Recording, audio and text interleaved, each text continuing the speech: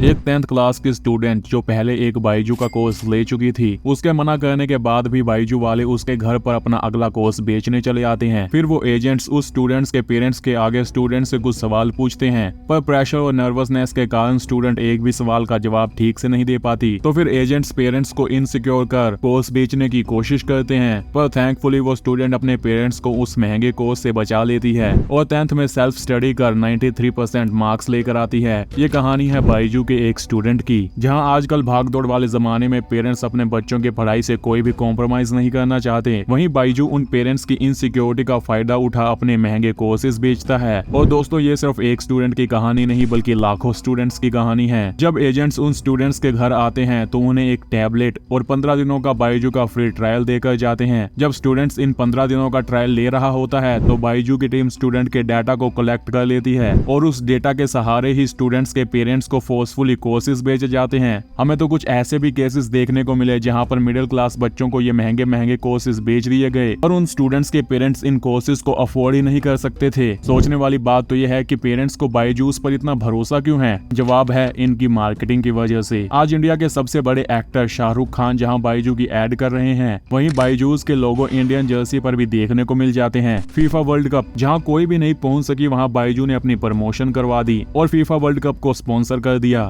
इतना ही नहीं बल्कि फीफा 2022 के विनर मेसी तक से इन्होंने अपनी ऐड करवा दी। और आपको बता दें कि मेसी दुनिया के सबसे महंगे प्लेयर्स में से एक हैं। बायजू के एजुकेशन का तो पता नहीं, पर वो अपने प्रमोशन करवाने में माहिर है। आप लोग ये सोच रहे होंगे कि इतना प्रमोशन मतलब मोटा पैसा, तो चलिए इनके आंकड़ों की तरफ देखते हैं। वैसे तो बायजू साल 2014 से ही लॉसेस में चल रहा है, क्योंकि साल 2014 में इसकी टोटल इनकम थी 20 करोड़ और नेट लॉस था लगभग 12 करोड़ रुपए, यानी कि इनके टोटल एक्सपेंसेस थे 32 करोड़ रुपए। पर साल 2020 तक आते आते इनका ये लॉस लगभग 250 करोड़ तक पहुंच गया। पर यहाँ भी घबराने वाली बात नहीं थी, क्योंकि इसके अगले ही साल यानी कि 2021 में इनका टोटल नेट लॉस था 4588 करोड़ रुपए, यानी कि यूनिकॉर्न कंपनी का यूनिकॉर्न लॉस। दोस्तों, यूनिकॉर्न कंपनी वो होती है जिसका वैल्यूएशन 1 बिलियन यूएस डॉलर से ज्यादा हो, और बायजू आज के समय में 22 बिलियन डॉलर की कंपनी है। इसी वैल्यूएशन पर इसने अप्रैल में 700 मिलियन डॉलर की फंडिंग भी रेज की थी। और बायजू यहीं तक नहीं रुकती, बल्कि ये समय समय पर बाकी की एजुकेशनल कंपनीज भी एक्वायर करती रहती है। जैसे कि जुलाई 2021 में बायजू ने आकाश एजुकेशन सर्विस लिमिटेड को 1 बिलियन डॉलर्स यानी कि लगभग 8000 करोड़ रुपए में एक्वायर किया। जुलाई 2021 में ग्रेट लर्निंग प्राइवेट लिमिटेड को 600 मिलियन डॉलर्स में एक्वायर किया, और इसी समय यानी कि जुलाई 2021 में एपिक को 500 मिलियन डॉलर्स में एक्वायर किया, और इससे पहले जुलाई 2020 में व्हाइट हेड जूनियर को 300 मिलियन डॉलर में एक्वायर किया था। पर बायजू के पास इतना पैसा आ कहां से रहा है और इन सब के पीछे आखिर कौन है, चलिए जानते हैं। केरल के अजीकोड में रविंद्रन और शोभ नवल्ली नाम के शिक्षक रहते थे। जहां रविंद्रन फिजिक्स पढ़ाते थे, वहीं शोभ नवल्ली मैथ्स। इनका एक बेटा था जिनका नाम था बायजू। बायजू ने मन लगाकर पढ़ाई की और नौकरी करने के लिए विदेश चले गए। जब 2013 में बायजू अपनी नौकरी से छुट्टी लेकर इंडिया घर आए तो वह शौकिया तौर पर MBA की पढ़ाई करने लगे, और इसके साथ साथ वो अपने दोस्तों को भी पढ़ाने लग गए। बाद में उनके मन में ख्याल आया कि क्यों ना मैं भी एग्जाम दूं, और फिर उन्होंने भी एग्जाम दिए। पहले ही बार में उनके 100% मार्क्स आ गए। उनको लगा कि शायद से ये एक तुक्का है, तो फिर उन्होंने एक बार फिर से एग्जाम दिए। इस बार भी उनके 100% मार्क्स आए। इसके बाद बायजू ने बच्चों को पढ़ाना शुरू कर दिया। उनके पेरेंट्स भी टीचर थे, तो उनको पढ़ाने में ज्यादा दिक्कतें नहीं आई। शुरुआत में तो उनके पास 2 ही बच्चे थे, पर धीरे धीरे ये संख्या बढ़ती गई और उनके पास 1000 तक स्टूडेंट्स पढ़ने लग गए। साल 2007 में बायजू के पास देश के 9 शहरों में 20,000 से ज्यादा स्टूडेंट्स थे, और इतने स्टूडेंट्स को पढ़ाने के लिए वे कई बार इंडोर स्टेडियम्स में भी क्लासेस लेते थे। स्टूडेंट्स को पढ़ाते वक्त उन्होंने एक बात गौर की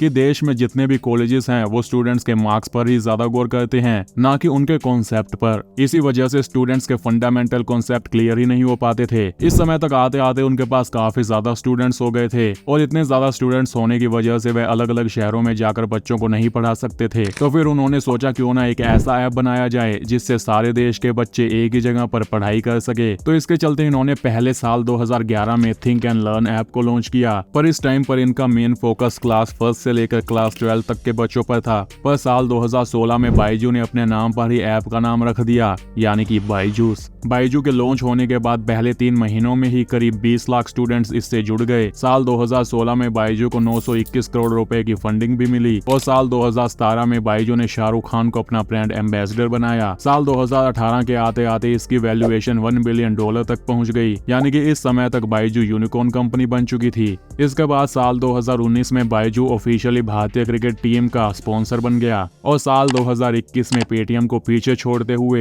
ये इंडिया का सबसे ज्यादा वैल्यूएशन वाला स्टार्टअप बन गया। पर बायजू का ये बिजनेस ऊपर से देखने में जितना आसान लगता है, अंदर से ये उतना ही कॉम्प्लिकेटेड है। दरअसल बायजूस का बिजनेस सेल्स पर चलता है और बायजूस में काफी सेल्स एजेंट्स भी हैं। जैसा कि हमने बताया कि बायजूस काफी लॉसेस में है क्योंकि इनका बहुत सा मोटा पैसा इन्हीं एजेंट्स की सैलरी को देने में निकल जाता है। इसके साथ साथ बायजूस में जो लोग ऊपर काम करते हैं वो एजेंट्स पर प्रेशर भी बनाते हैं कि वो ज्यादा से ज्यादा कोर्सेज बेचें और कई बार कोर्सेज ना बेचने के कारण इनकी सैलरीज भी रोक दी जाती है। अब इतना प्रेशर होने के कारण इन एजेंट्स की भी मजबूरी हो जाती है कि वो किसी न किसी को अपना कोर्स बेचें। तो यहीं से शुरू होता है इनका टॉक्सिक सेल कल्चर। अब ये एजेंट्स उन्हें कोर्सेज नहीं बेचते जिन्हें इनकी जरूरत है, बल्कि अब ये हर किसी को ही कोर्सेज बेचने की कोशिश करते हैं। इसी वजह से बायजूस के मेन कस्टमर अपर क्लास के लोग नहीं बल्कि मिडिल क्लास और लोअर मिडिल क्लास के स्टूडेंट्स हैं। दरअसल होता यूं है कि अपर क्लास के लोगों को अपने बच्चों के लिए ज्यादा इनसिक्योरिटीज नहीं होती क्योंकि उनके पास अपने बच्चों के लिए पहले से ही सफिशिएंट पैसा होता है। ये इनसिक्योरिटी ज्यादातर मिडिल क्लास और लोअर मिडिल क्लास में देखने को मिलती है क्योंकि उन पेरेंट्स को लगता है कि उनकी सारी फाइनेंशियल कंडीशन उनका लड़का या लड़की ही ठीक कर सकते हैं और वो भी सिर्फ पढ़ाई करके। इसी वजह से हमें ऐसी कई वेब सीरीज और मूवीज भी देखने को मिल जाती है जिसमें हमें ये दिखाया जाता है कि मिडिल क्लास स्टूडेंट्स पर जॉब या पढ़ाई का कितना प्रेशर होता है। तो इसी इनसिक्योरिटीज के चलते एजेंट्स इन कोर्सेज को मिडिल क्लास स्टूडेंट्स को ही बेच देते हैं, पर मिडिल क्लास के पास इतना पैसा है ही नहीं कि वो इनके कोर्सेज खरीद लें। तो फिर एजेंट्स इन्हें बेचते कैसे हैं? यहाँ पर एक मेन रोल आता है लोन्स का। इन 60-70 हजार के कोर्सेज के लिए स्टूडेंट्स या उनके पेरेंट्स को एक ही बार में सारा अमाउंट पे नहीं करना होता, बल्कि एजेंट्स उन्हें कहते हैं कि आपको ये अमाउंट EMI में पे करना है। एजेंट्स खुद बताते हैं कि वो लोन्स जैसे शब्द पेरेंट्स के आगे नहीं बोलते क्योंकि लोन्स के नाम पर हर किसी को डर लगता है। तो इसी वजह से वो एजेंट्स EMI जैसे आसान शब्दों का इस्तेमाल करते हैं और थोड़ी डाउन पेमेंट लेकर कोर्सेज को बेच देते हैं।